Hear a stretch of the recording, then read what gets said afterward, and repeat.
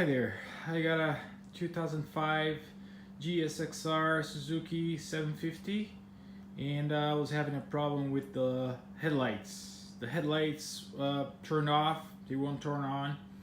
We've tried to look for everything. You can see I took the back, the front, the fairings, everything out. I was testing here to see what was wrong. The cluster was on, cluster was working fine, just the headlights won't turn on. Tested all the fuses first, of course. Went to the battery, everything's fine. We got the relay. We tested the bulbs first, of course.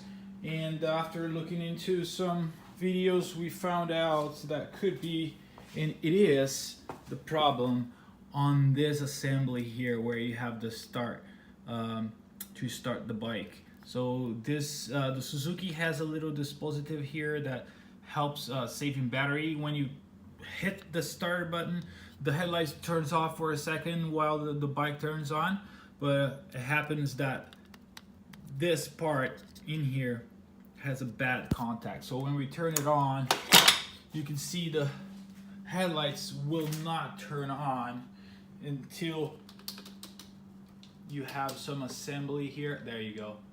So when you press like on this wirings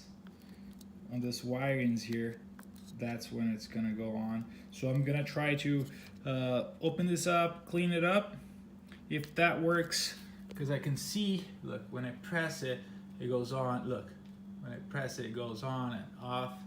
So I'm gonna try to clean it up, try to see if the soldering is good. If not, I'm gonna have to buy another piece, but that helped me a lot. I was looking for it. If it can help someone, that'll be all. Again, gsxr 2005. It looks like it works for all gsxrs and products. Cheers.